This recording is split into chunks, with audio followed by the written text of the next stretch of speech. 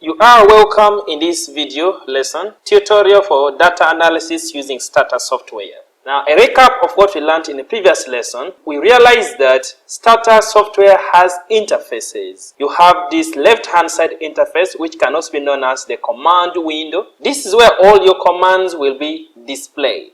We have this middle position known as the display window. This is where the output for every command you run will be displayed. You then have this downer section which has the word command. This downer section, this is where you always write your codes or your command in case you're performing the analysis. On the right hand side, you have the variable window. This is where if you load your data set, you will be able to see all those variables on this right hand side. We then have the property window. This window will be showing the details or the properties of a given variable. So a moment you tap on a given variable, you'll be able to see the properties in here. Things like the variable label, the variable name, the data type or data structure. Is it a string? Is it a float or integer? You'll be able to see it from here. There are also other windows within here. For example, if you come on this upper section, there is this one, data editor,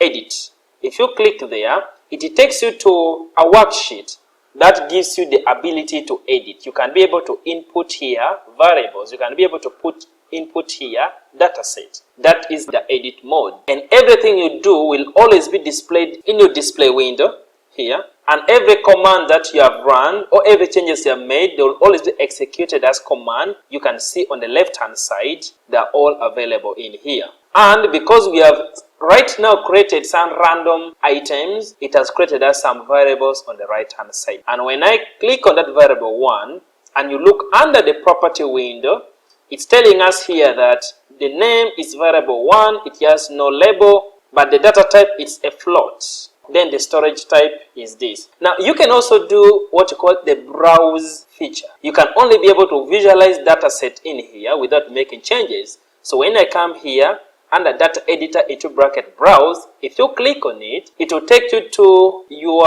spreadsheet. But in this spreadsheet, you cannot edit anything if you try to type. The reason being, you open this in a browse status, not in an edit mode, so you cannot make any change here. We also talked about things such as the do file, the log file, and then the .dta files. Let's begin with the log file. We said the log file is a type of file that stores the output of everything you have been running. And the log file can always be accessed either from this icon, log, or you can go to file, go to log, begin log. If you begin log, it will ask you to save as, let's say, lesson 1 reminder, and its extension is a .smcl file. So when you save that, it will record that a log file as open. So whatever you do here, it will be recorded. Every output you are getting from here, it will be recorded inside the log file, and you can always be able to visualize later.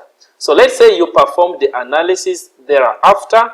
This is your output. You need to close your log file first. So if you close the log file, it means that the log file has been saved. So in that case, if tomorrow you come around and you'd want to open and see what was your output, what was your analysis output, then you can be able then to go to your data. I want to look at our lesson 1 reminder. If I open our lesson 1 reminder, I should be able to visualize the output of the analysis I was performing earlier on. So when I open that with the STATA software, in this case, you see, it has given me, when I opened it, all the output I was getting. It is well available in here and at what time I stopped it. That is the use of the log file or a .smcl file. A do file is a type of file that stores the commands you have run. All the commands you have been running, it is stored in there. For example, if these are the commands I've been running, I want to save these commands so that when I come tomorrow, or if I want to share with somebody what I did, I just share with them my commands. So what you do to highlight, go to the part you want to start highlighting from, hold on the shift button, use your arrow key to highlight, copy, come up here, look for new do file editor. click on New Do File Editor, come here, Control V to paste. It will paste the codes that you have obtained from your STATA Software during analysis. So you can do some cleaning if you want. If you want to add anything, you can always do some cleaning in here. But in case all the commands look okay and very neat, in this case you can now save. And on saving this do file, this will only and only keep the commands you have run during your analysis. And look at the file extension here. It is a .do file. So when you save that, like you have saved it. Let's say this is a new day, so you loaded your data, the same data set you were having, and so you want to perform the same analysis of yesterday, but you don't want to write the codes afresh. What you will do, you will just go to your folder where you stored your .do file. So you look for your .do file, lesson 1 reminder commands.do. This is your .do. Open it. All the commands are here. Now, as long as your data set is now well loaded into the system, there are things that you can do. One, you can copy. You can highlight Control A, highlight everything, Control C, copy everything. Go into the section that has your data set, which is this one, variable 1, variable 2. Go to the command section, paste all your codes, press enter.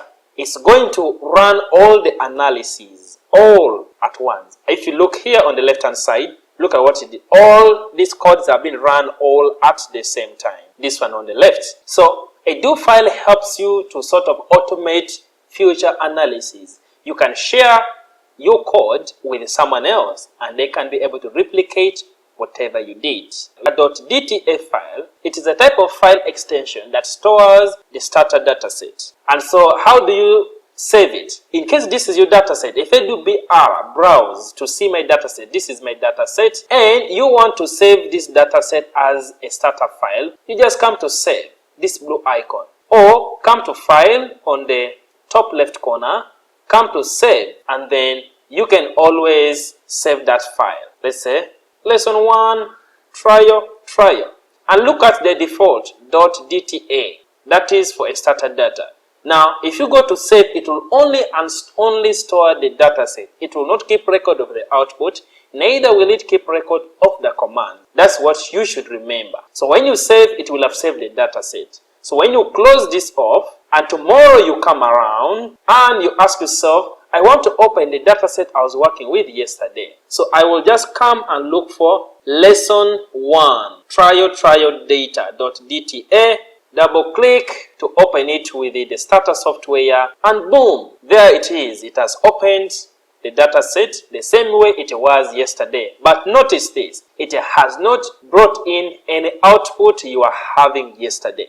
So that is what a .dta file does. It does not keep any record of the commands, neither does it keep record of the output. So you need to always remember that. Let's also talk about how to import data sets. If you're going to import data set within STATA, you are importing, if by the time you use import, you are importing data sets that are not default for STATA. Things like .smcl, .do, do file, .dta, that is not for it. Import is used when you're importing data with the extensions which are not default for STATA. Things like XL, XLS, which is for Microsoft Excel, CSV for comma separated variables, and all other types of data sets. So let's say you want to import your Excel file into STATA. What you would do, come to File, come to Import. If it's Excel, choose this. If it's any other data type, choose any of the data type within this list. After choosing Excel, I then go to Browse. When I go to browse, I should be able then to look for the STATA Excel worksheet I want to import. In this case, I want to import lesson 1. Click on lesson 1, press open. When you reach at this phase, it's going to ask you so many things. Worksheets. This Excel only has one page. If there are more pages, if you click here, you would be able to choose other pages within the worksheet, but this one has only one page. This option, import the first row as variable names. If you look at this data set, this is just a snippet. We can see that in row 1 we have age, age group, region, residence. In other words, this data set has column names. It has variable names. Therefore, you would click on this one, import first row as variables, so that all the age group, region would go upwards, and then they would be part of the variable name. This option, import all data as strings. Not really. You shouldn't tamper with that unless you know what you're dealing with. Then you press OK, and then your data set would be loaded. If you look at the right hand side, you're able to see all your variables, the name labels. On the left hand side, only a few commands that you have right now used. That is how you import data set into STATA. In this next section, we want to briefly explore just some few descriptives of the data set once you're using STATA. If you import your data set, you then want to perform and look at a few things. And if you remind ourselves, we said some of the commands you can use include things like codebook. We said if you do codebook and you press enter, small letters, it will be able to display for you the summary for all the variables. Look at this, age. It gives you the type of the data, the ranges of the values, unique values, mean and order, whatever it can find out about that data set. Most importantly, it also gives you, are there missing values or not? Age group. The data type is a string, and unique values, that the different categories within the data set. There's 0 missing value. So it gives you as more as possible for all the variables if you use the command codebook. Now, something I want you to note is that because we have so many variables in here, the summary for all those variables cannot be displayed within one window. Therefore, you would always be able to see this more. This section for more, you can always click so that it displays for you as much more other output as possible. The other code you can use is summarize with Z, summarize. But summarize, you need to choose the variable you want to summarize. For example, if you want to summarize the variable region, you would come to region, make sure that you are seeing this arrow. So click on that arrow, the name region will appear there. Then you press enter, it will give you some summary. If you also choose any other summary, let's say you choose age, summarize, press enter, it will give you some summary statistics, whatever it can give you. If you do summarize and then you choose, let's say, employment, it just tries to give whatever it can give. But the summary only gives you the observations, the mean, standard deviation, mean, and max. So it normally tends to work with the numerical data. If you do browse, look at your data set, age, these are numericals. All these ones in black are numerical values, but these ones in red, these are categorical variables. So therefore, summarize will not be able to get statistics from this categorical. So that's why when we did summarize for region, which is categorical as per our data set, it wasn't recording anything. But once we did summarize for age, because it was a numerical variable, we were able to find some counts, then get the summary statistics from that. Another way you can also explore this is to do describe. Small letters. If you do describe and then you choose the variable. And by the way, you don't necessarily have to come and choose the variable. You can literally write the variable name. For example, if I want this variable education, small letters, I would come after writing describe, put space, write education in small letters, make sure the spelling is correct, press enter, and you will be able to still get the summary, the description for that. Describe tends to give you the storage type, the display format, and the variable label, alongside other information if it's available. Well, you can also do some tabulation. Tabulation will be able to display for you the variable name and all the categories, their frequencies, and then the percentages. So you could always be able to tabulate whatever information that you need. In this section of the video, I want us to learn about how do you import your data set, and then you do some little bit of cleaning and descriptions, and then you obtain the missing values, and then also determine duplicates. All this is aimed at ensuring that your data is of high quality, so that if you do some downstream analysis, you are confident that you are doing the right thing. To import your dataset into STATA, if your dataset is in Excel format, you would come to File, come to Import, come to Browse, and we are using the dataset written Lesson 2. Click on Lesson 2, press Open, check. Does it have other worksheet pages? If you check here, there is only one. There is no any other worksheet page, so we are okay. Do you need to import the first row as variables? If I look here within my first row, I can see that this column has titles: age, age group, marital status, education, tribe, religion, etc. So yes, I want all these to be part of the variable name. Therefore, choose import first row as variable names.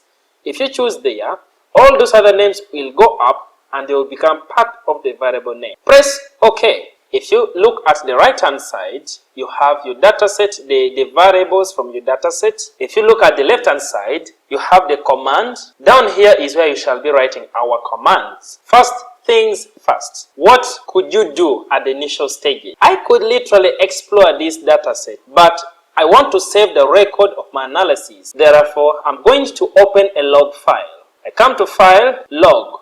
Remember, log files are used to store all the analysis output you are doing. So this is lesson 2. Lesson 2 output. Lesson 2 output. If I do lesson 2 output and click save, it opens up a log file, as in it begins recording the output of everything I'm going to run. This is important because if you want to share with somebody what you have done, or if you want to get back to the output you have been getting, then you would need a log file, a .smcl file, because you wouldn't want to begin running this same analysis afresh for you to get the output. Now, before I even go in depth into obtaining the missing values, getting the duplicates and all that information, for now, I simply want to just get some summary statistics. The first one I can do is codebook. Codebook as a command, it will give some of the basic statistics about your data set. If you look here, age, this is one of my variable.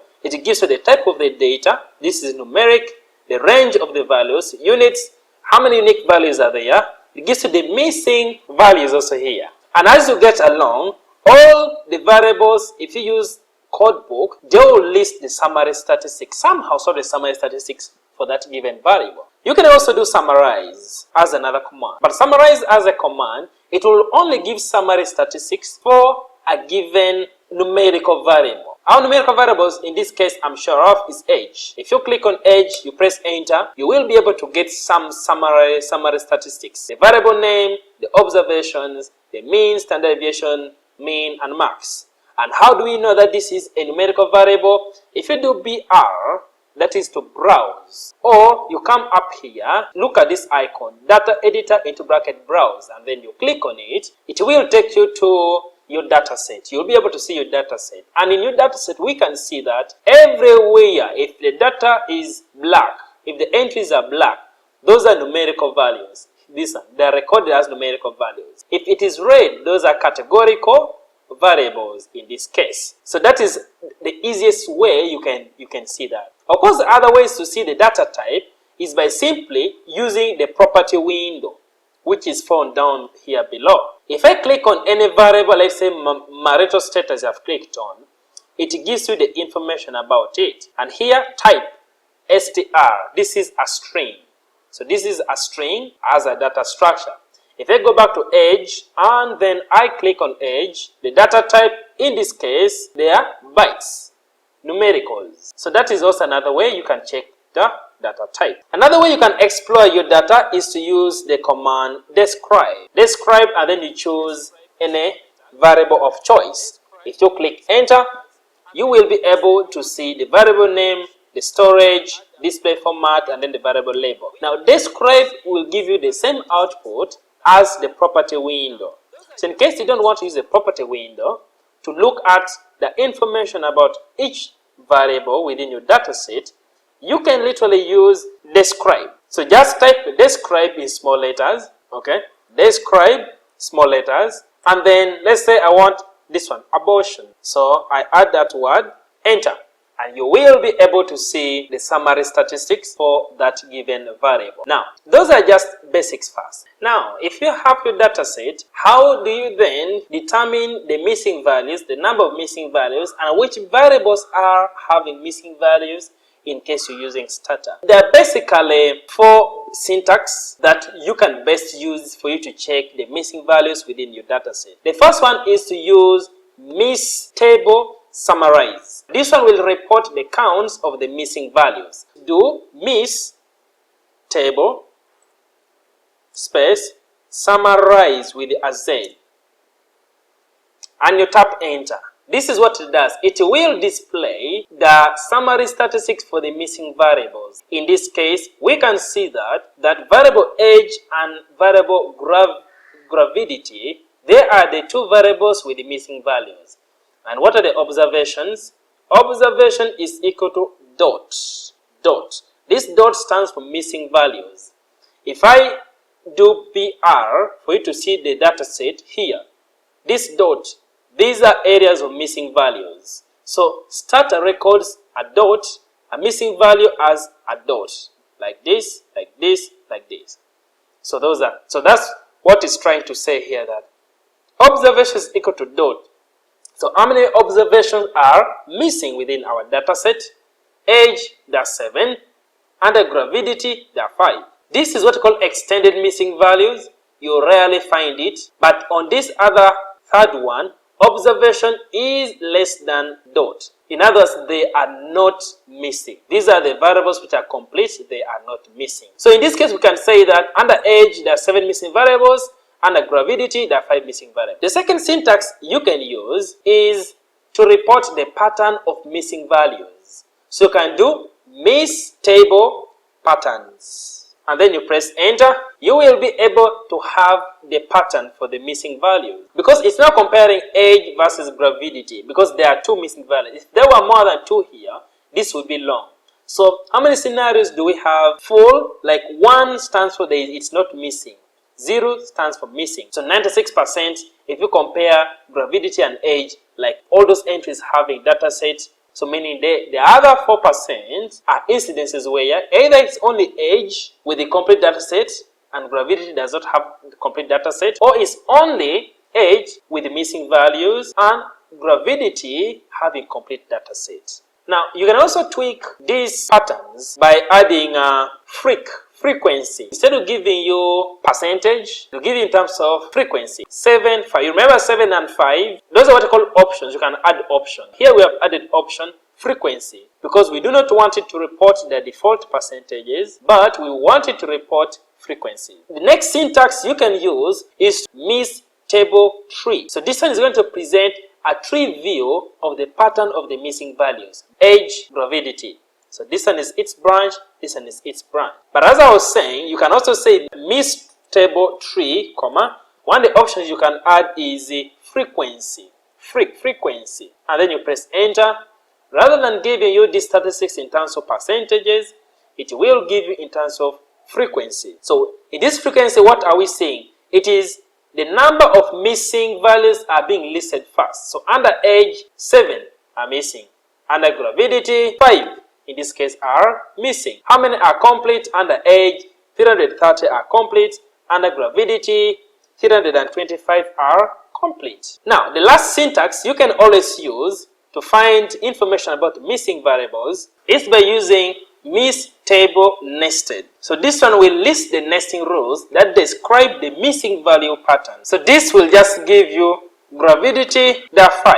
Age, 7 missing values, and you are good to go. Okay, so that is how you determine missing values. How do you handle missing values? Now that is a more advanced section for analysis using STATA, and it is beyond the scope of this lesson. But it would include things like elimination or deletion, and things like imputation. That will be in further discussion with the time to come. At this stage, how you can handle missing values is simply through observing what was the source of the data.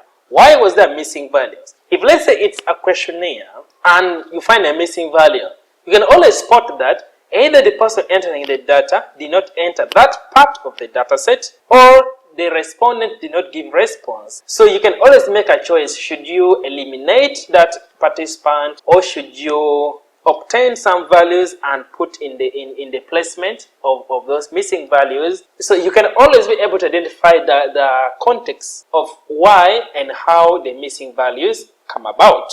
In this section of the video, we'll talk about duplicates. How do you get duplicates from your dataset after importing dataset into Excel? The first thing you should always do is to write the command duplicate report. Duplicates report will give you statistics or the summary for the different duplicates you may be having in your dataset. In this case, we can see that dataset with only 1 copy, there are 48. Those ones with the 2 copies, there are 246 observations. And out of this 246, the surplus one is 123. If you look at this, is like half of this, because we only want to record one observation, and then the other extra observation is regarded as a surplus. Dataset data appearing 3 times, there are 9 observations, and the surplus in there are 6. Datasets that are sharing 4 copies, there are 28, and the surplus in there are 21. Those ones that have 6 copies, the observations are 6 of them, and the surplus is 5, meaning only 1 is unique. Get that?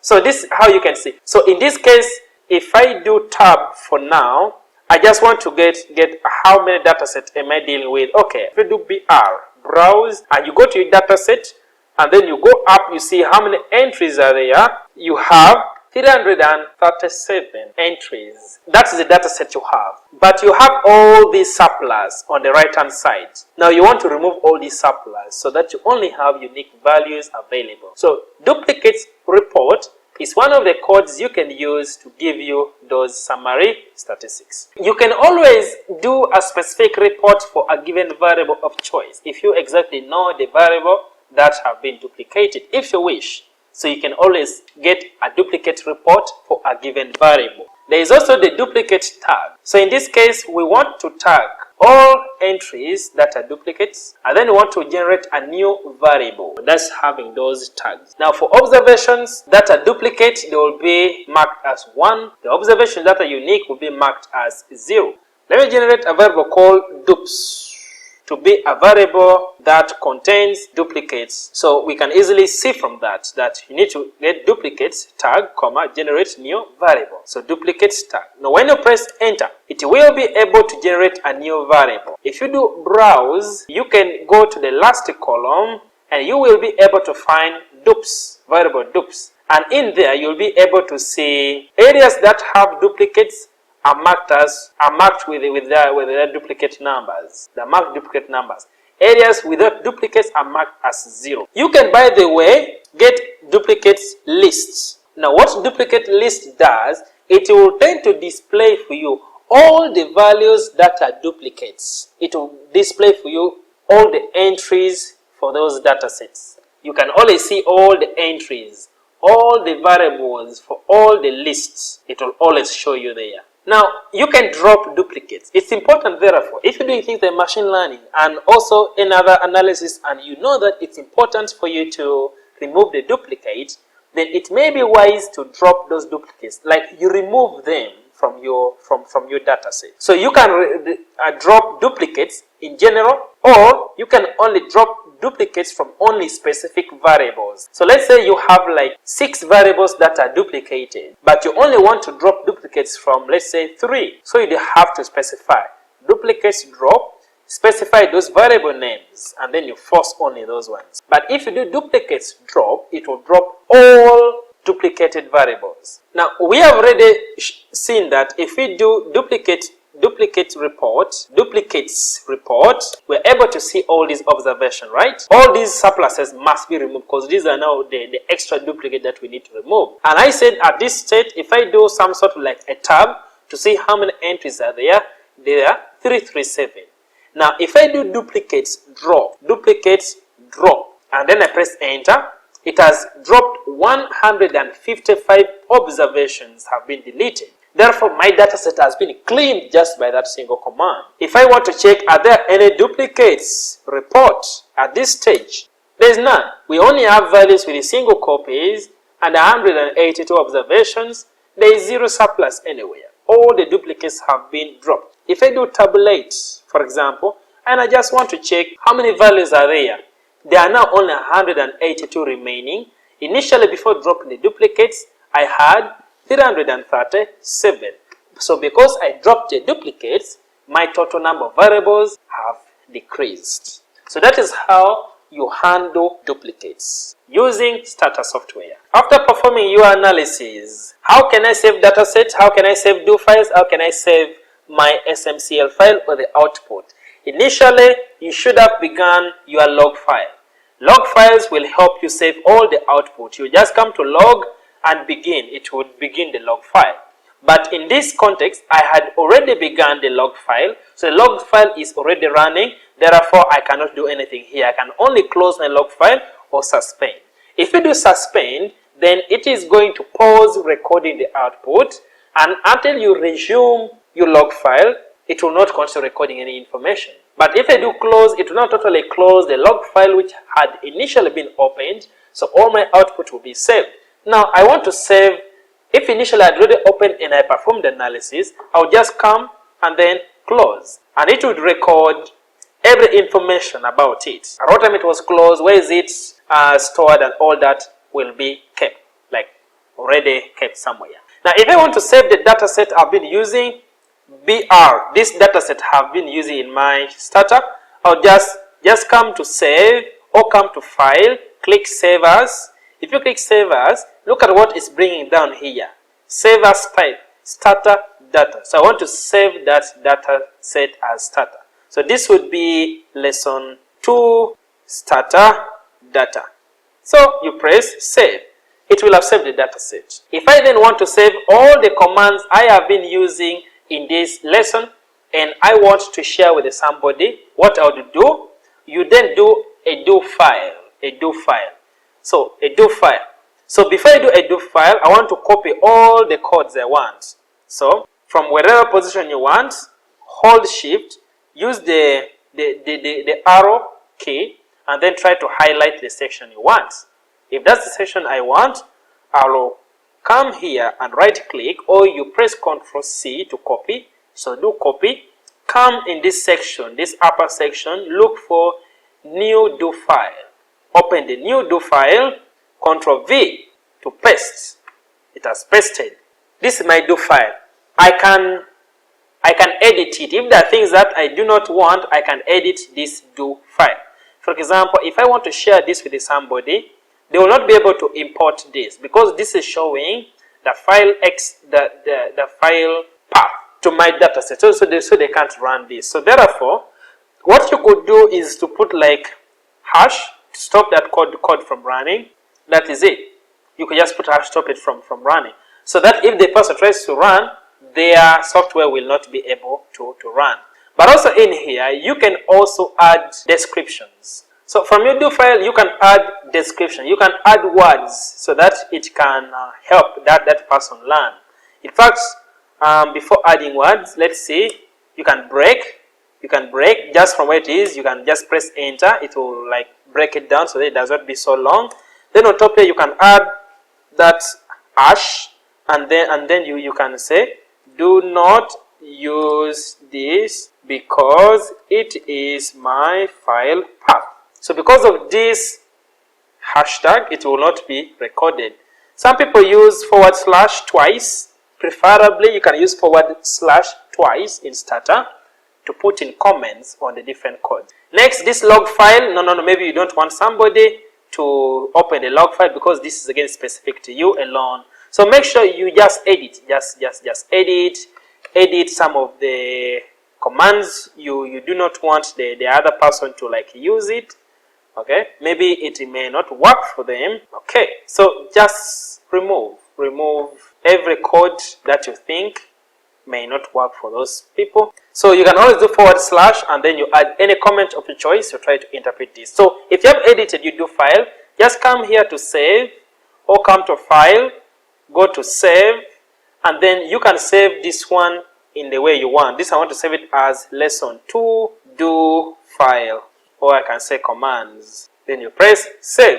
It will save your commands and you can always share it with someone. And that is all. So thank you.